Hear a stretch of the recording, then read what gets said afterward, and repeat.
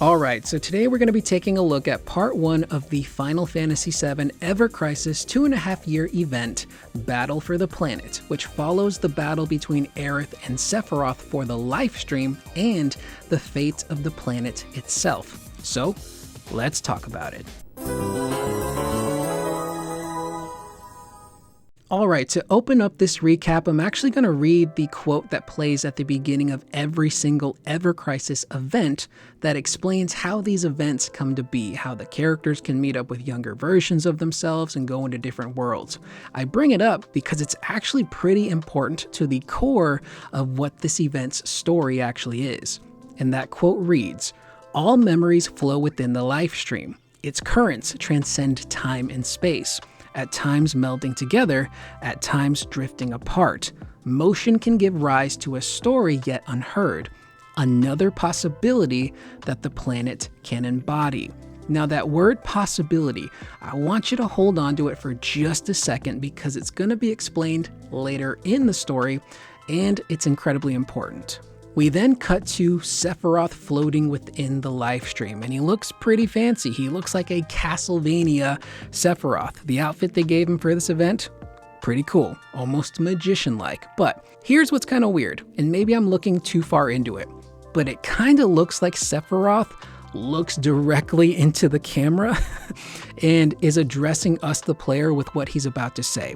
Maybe he's not, maybe he's speaking to Aerith because she is in this scene, but it kind of looks like he's staring into our souls. But he says, "Reunion, all of creation coming to rest within my palm.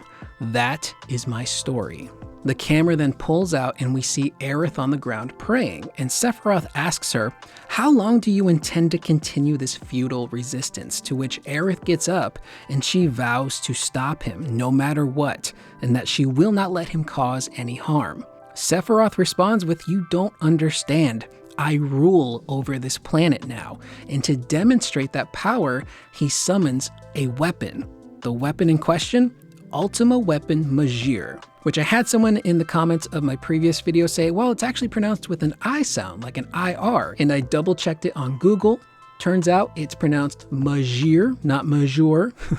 It's a French word which means superior force, which is very appropriate not only for Sephiroth, but this weapon. So, Majeure. It's French. I am not French. I'm trying my best. Now, Aerith is a little confused here because she reminds Sephiroth, like, hey, weapon's whole thing is to go after things that oppose the planet. Wouldn't that weapon just attack you? To which Sephiroth is like, well, actually no, Majeure is my own creation, and its sole purpose is to destroy all threats posed to the planet and then regain control of it. And because as of right now, Sephiroth pretty much has control of the planet, the weapon ain't gonna go after him, it's gonna protect him and go after whatever Sephiroth views to be a threat, which we'll find out more later in the story, what those threats exactly are. It's at this point, he pieces out of there, like a magician in the night. Aerith then reminisces how long exactly they've been chasing Sephiroth, and we get a little bit of a montage of a lot of the key moments the party had with Sephiroth in OG FF7 redone in the style of Ever Crisis. And she knows they have to stop him, but she's not quite sure how, which is where that quote from the beginning of this recap comes into play, with the whole idea of motion giving rise to a story yet unheard. Kind of essentially giving Aerith the idea of, I just need to look for a story or a possibility or scenario where maybe Sephiroth was beaten, and maybe that can help us. Again, we'll dive a little bit more into what all this means later. Now, Aerith can sense that Majeure is close by, and she wants to go after it to stop it, but she's stopped by another force that says to her, I can't allow you to go any further. She questions the spirit and asks if it's with Sephiroth, to which the spirit reveals itself to be Rosen, the young boy from Rador in the first soldier story. Someone who is very important to Sephiroth because, again, Sephiroth was someone who, for the longest time, had no control over his life. He's told what to do, where to go, when to train, who to fight, until he meets Glenn, Matt, and Lucia, people who genuinely care about him and look after him and don't try to control him. They just try to put him on the right path and be supportive. And they encourage Sephiroth to get to know this young kid, Rosen. And after some, rumination, Sephiroth decides, for the first time in my life, I'm gonna make my own choice and decision here. And he decides to befriend Rosen. And what happens after that decision? The island that they're on goes to crap, and Rosen asks Sephiroth for a mercy kill because he's the last of his people and he just wants to be with those people. So Sephiroth finally gets to make a choice and he falls flat on his face due to things that are completely out of his control. But still, Rosen is incredibly important to him. Aerith pleads with Rosen to please let her pass because she's got a mission to do. But before they can talk a little bit further, Majeure materializes, and Rosen recognizes the weapon. Aerith then tries to explain to Rosen that she's trying to stop this weapon, and Rosen's like, look lady, you're on your own. You can't possibly think you can stop this thing. And Aerith, being the resilient flower that she is, says, well, I gotta try. And then Rosen thinks, well, maybe you don't have to do it alone. To which 3 more spirits show up.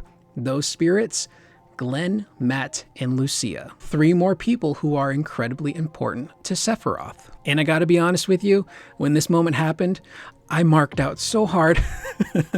I've actually grown really fond of Glenn, Matt, and Lucia since I've been covering a lot of the Ever Crisis for the past year plus. I actually think they're very well written characters, Glenn in particular. I know that when he first showed up, people were kind of trying to figure out like, who's this Glenn dude? What's his purpose? Oh no, is he Cloud's dad? I don't think he's Cloud's dad. I think the whole purpose of Glenn, including Matt and Lucia, and why they were introduced is because Sephiroth is someone who is so important to the remake trilogy, and they wanted to flesh out his story even more with Ever Crisis. And when you tell the story of a character, you have to include all of the people that were important to that character. And I think that's why Glenn specifically has been introduced. It's not because he's Cloud's dad, it's because he's someone who is really important to Sephiroth and then ends up showing up in Rebirth, and we learn that it looks like Glenn and Sephiroth within the Lifestream made a deal with one another. So that, I think, is why Glenn is here. He's not Cloud's dad. It's because he's vital to Sephiroth and, you know, kind of maybe why he became the way that he did, because Glenn, Matt, and Lucia desert Shinra. And when they leave Shinra, that positive force is no longer around Sephiroth, so he's left with people like Hojo, and that's what kind of shapes him into the person that he becomes later on. But anyway, turns out Glenn, Matt, Lucia, and Rosen have been hunting Majeure.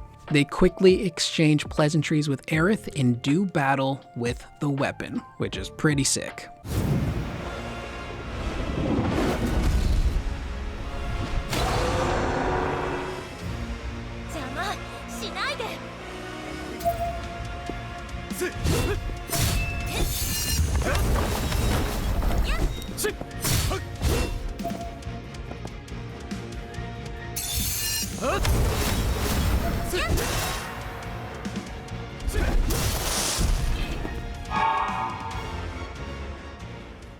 Now, after they fight Majeure off, they do commend one another on their skills in battle, but Lucia immediately tells Rosen, all right, start your search for the next Majeure. And Aerith's like, wait, there's more? Now here's where we get the explanation with how things work. So since the Lifestream has many possibilities, I want you to take that word possibilities and swap it out for the word worlds. That's basically what they mean by other possibilities, other worlds, other scenarios, which is how these events can, you know, kind of come to be. But either way, Sephiroth's whole goal is to unleash Majeure on those possibilities or worlds to erase them and take their power. With that power, Majeure gets stronger, and in turn, Sephiroth gets stronger. And when he becomes Supreme Ruler Sephiroth, his grip on the planet becomes vice-like, and he will basically be a god who is unbeatable. Which is kind of funny because it's seemingly like the opposite of what Sephiroth is doing in the remake trilogy. In the trilogy, it seems like his goal is to unite all of the worlds to create one world. A world where he is Supreme Ruler, but a world where nobody has to die. Because again, Sephiroth loses people, and he would have a world where he doesn't lose people, but he also has control because he's the leader of it. And also by reuniting those worlds, he would potentially also be putting back together Jenova piece by piece. Why? Maybe he wants to work with her again, or maybe he wants to wipe her out, take her power and get even stronger. There's a really great video by John Q Gamer. I'll leave a link in the description down below where he talks more about that theory. Super brilliant video. But at this point, Aerith can kind of sense that these people seem to know Sephiroth, and she asks, "Are you acquaintances of his?" And Lucia responds with, "No, we were more than that." And we get a little montage of all of the moments that they shared with Sephiroth. Again, these were 3 people that treated him as an equal. They didn't look at him like a monster or a weapon or some sort of weirdo. They didn't try to control him. All they did was try to put positive influence on him and encourage him. And he needed that. And when they left, Lucia felt like they are responsible. They're willing to take some of the blame for who he eventually becomes. Aerith acknowledges like those are some pretty heavy, precious feelings, and I also have precious people and things that I care about. And Rosen's like, well, it looks like we all have a reason to be here to want to stop Sephiroth, which is pretty cool. That's the one common link. Like, you have this evil dude in Sephiroth, but he's brought together so many good people that cared about him, but are also now just trying to stop him. It's really interesting. Now, here's what's cool. Matt explains pretty much how all of this comes to be and how they're able to find one another and connect. And he says that feelings, desires, and prayers, all of these things form what are called ripples in the Lifestream. They resonate with others on the same wavelength. If you gather enough ripples, you can form a very powerful maelstrom, one possibly strong enough to stop Sephiroth. So that's how they all are able to link up with one another. All of those strong thoughts and feelings they have of love and protecting the ones they care about, but also stopping Sephiroth, is what connects them and allows them to work together in these small moments. It's pretty cool. And it makes me wonder if that kind of idea could make its way into Remake Part 3, specifically with the Lifestream sequence. Maybe it helps Tifa find her way to Cloud, and in turn helps Cloud find his way to his true self. All of those strong feelings that have been locked away in Cloud's subconscious could maybe burst their way out and help him put together who he truly is. It also makes me wonder if that's how Sephiroth was able to locate Glenn within the Lifestream and make a deal with him, because they cared about one another. They have strong feelings. So that's what was, maybe the linking factor for them finding each other. So it'll be interesting to see if that is a theme they touch on within Part 3. It's pretty cool. Unfortunately, the powwow is cut short because Rosen senses another Majeure, and they gotta take off to go take it out. Glenn then says goodbye to Aerith, and he vows, "I'm gonna catch Sephiroth, and I'm gonna punch him in his face." Again, I really like Glenn. They did a really great job of fleshing out that character. In Ever Crisis. Kind of gives me Laguna vibes to a degree, but maybe not as goofy and silly. He's not getting leg cramps over here when he's getting nervous, you know? Now, after that conversation, they leave and Aerith realizes these hopes, these desires, these are important. I gotta hold on to them if I want to find a way to stop Sephiroth. So she pieces out too, and she ends up in a new world to which we can immediately recognize to be Benora. And she's like, dude, the vibes here are great. I can feel the warmth, all of the feelings, familiar voices. This is super cool. But unfortunately, Majeure finds Aerith and it begins to rematerialize in front of her, but this time it is much stronger than it was before, and it's an overwhelming force that Aerith can't handle alone. So she drops to the ground, but she hears a familiar voice call out to her. And who is it? It's Zack.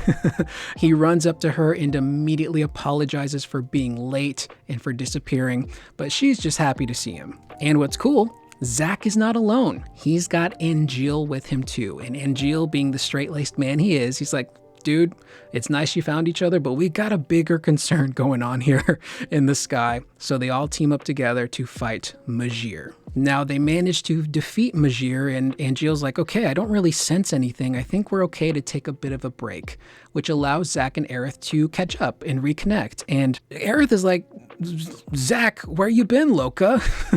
I've been waiting for you all over the place. Like, you didn't show up. Like, what the heck happened? He apologizes, but Aerith is like, you know what? I know Zack. He's a good dude. Maybe the reason he didn't show up is because he was helping people, because that's the kind of person that Zack is. If you need help, he's going to go out of his way to help you. I think it's also kind of a fun, maybe unintentional nod and Easter egg to Crisis Core, and the fact that you do a lot of side stuff in that game as Zack, just helping out every single person, but I think it's meant to just reinforce who Zack is as a character. He's a really good dude with a heart of gold that will help anybody. He would give you the shirt off of his back if you really needed it. Zack responds to her by saying, you know what, you're not really far off the mark there, but I promise I really was on my way to you, but then I fell into the live stream, which does happen a lot in these events.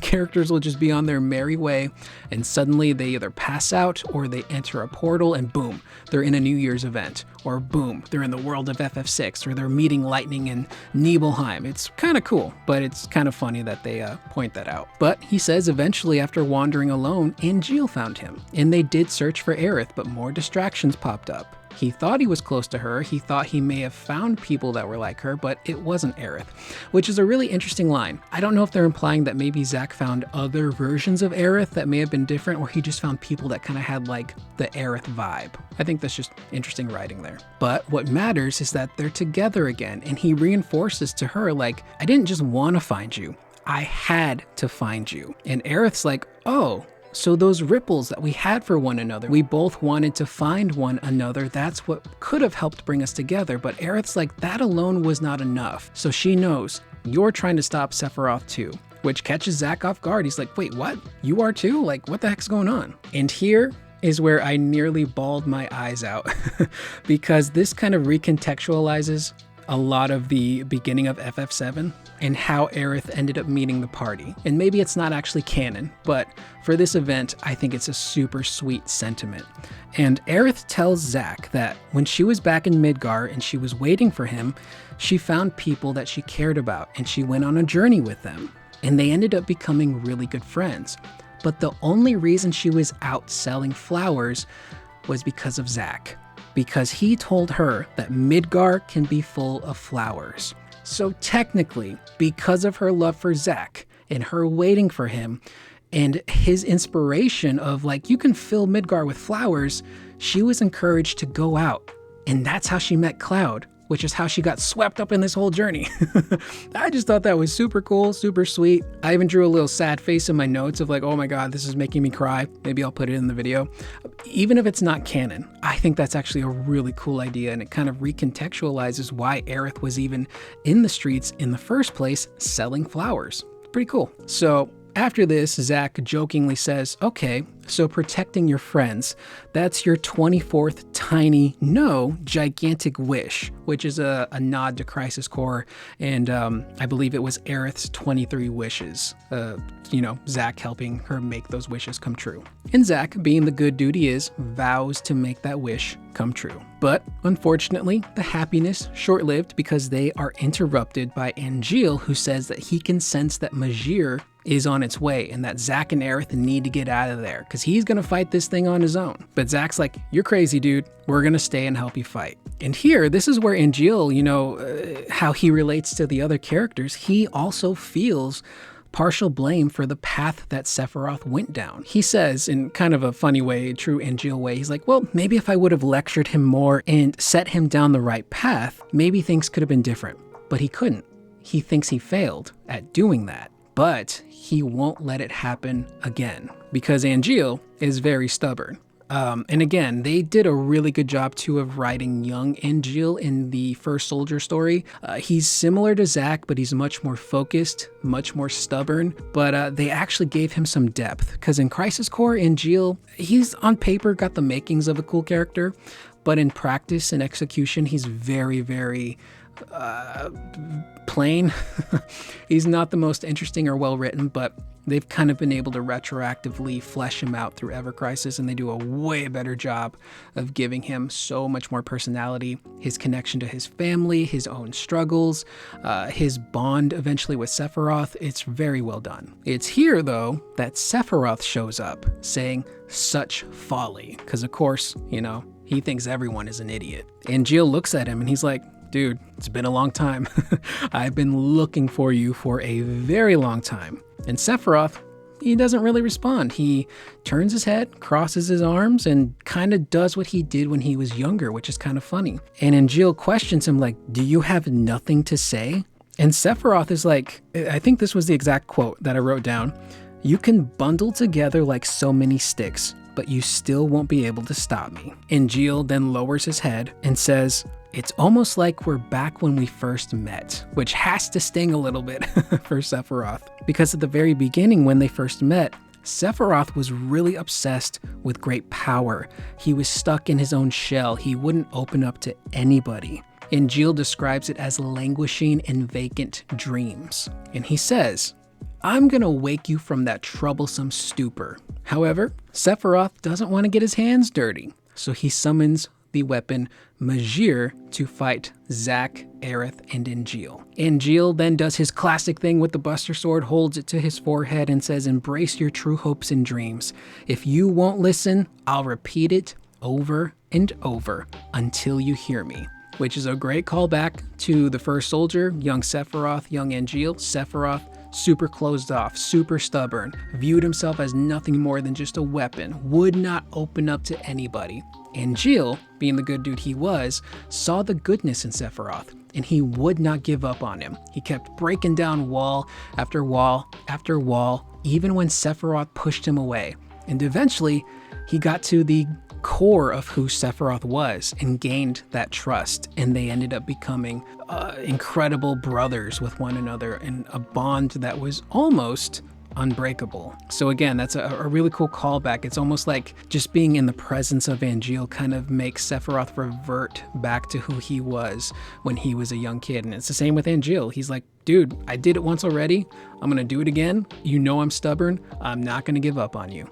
And to that, we reach the end of part 1 of the Battle for the Planet recap, which I'm really enjoying so far. Initially, I was gonna wait until the entire event was done, but I played through it and I'm like, dude, this is actually kind of cool. And I have a lot of notes and I kind of want to just talk about part 1 right now. So this is really awesome. Again, what the weapon is, it's not Ultima Weapon. It just kind of looks like Ultima Weapon, but it's a creation of Sephiroth. Ultimate Weapon Majeure. Maybe Sephiroth's got a little bit of a love for the French. Imagine Sephiroth showing up as a boss in Clair Obscur. He'd be worse than Simon. He'd be the first unbeatable boss in that game. But I thought that was super cool, and like the weapon's not gonna attack him because he created it. And since Sephiroth is technically the planet, he ain't gonna get hurt. So very smart move on his part. I love how they allow Aerith to work with all of these cool characters and have these cool moments, but also explain how these characters are able to come together and fight Sephiroth because of their feelings, their emotions. It's basically the power of friendship that is allowing them to join forces and eventually, take down Sephiroth, hopefully. Which again is a theme that maybe they could explore in part 3. Again, the Lifestream is a really cool concept and it's still very mysterious in how it works. There's a lot of mystery there in the remake trilogy that's been established on how the Lifestream operates and how technically there's one unified Lifestream, and within that Lifestream are a bunch of different worlds, which I think is super fascinating. And as far as Sephiroth's motive goes, it's kind of similar in this event to how it is in the remake trilogy. Here, he wants to wipe out all of these worlds to get stronger, right? In the remake trilogy, it is kind of similar. Again, jumping back to that theory from John Q. Gamer about combining the worlds into one. He becomes a ruler of that world, no one dies. But you also look at the fact that there were worlds that were taken out in Rebirth. Sephiroth had sent Zack to one of those worlds as it was being destroyed, so worlds were being wiped out there. I don't know if it's going to contribute to Sephiroth maybe getting stronger. Maybe it's a situation where it's like, I only need specific worlds for their strength, or combining the worlds is what leads to those worlds being destroyed. It's very interesting. I'm pretty sure we'll learn way more in part 3 in regards to that in general.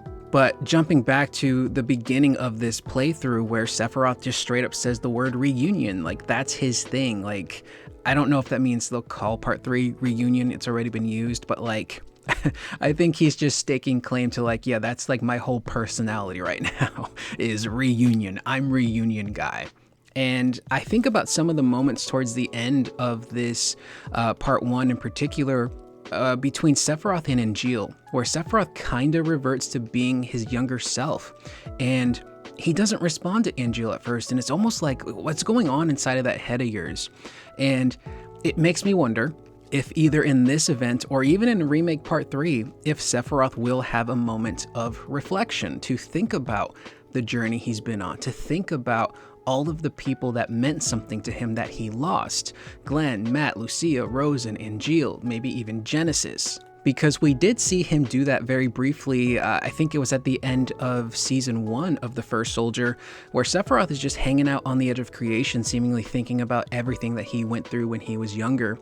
And I think for him to have a moment of reflection like that would be super cool. It doesn't have to lead to him being a good guy or having a redemption arc, but sometimes you have villains who do kind of reflect on their position and what they're doing, and instead of, you know, doing the right thing and becoming a good guy, they just double down and they're like, nope, I'm still gonna do what I'm doing. I know I'm right. I know it's gonna be for the greater good for me and other people, so you're just gonna have to, you know, deal with it essentially. So again, I think they are laying some really cool groundwork with the character of Sephiroth in Ever Crisis that I think will just, based on the story they're telling, will have to extend into Part 3 in some fashion. I think it's super fascinating.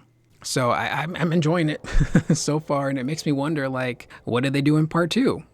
What other characters could show up to help Aerith try and stop Sephiroth, and what eventually is the solution to stopping Sephiroth? So I'm having a blast so far. This is super cool. I'm just going through Ever Crisis, fighting more Majeure battles, waiting for him to get stronger so I can have some bigger fights and bigger rewards. I'm also curious to see what other bosses show up in the escalation event for this event in particular, because they said that they would release one boss a week up until the 18th of March. And I think that means that there's 7 bosses total. So I'm very curious to see what the other bosses end up being. But with that being said, that's the end of this video. Let me know what you guys thought in the comments down below about this recap specifically. Are you guys jiving with the story event so far? Let me know your thoughts on what we discussed in today's video in those comments down below. If you made it to the end, I would appreciate it if you guys could click the like button and subscribe. If you really enjoyed the video, I would appreciate it if you could hype it up as well. I am Curious Corduroy. I will see you guys in the next video. Please remember to always be excellent to one another.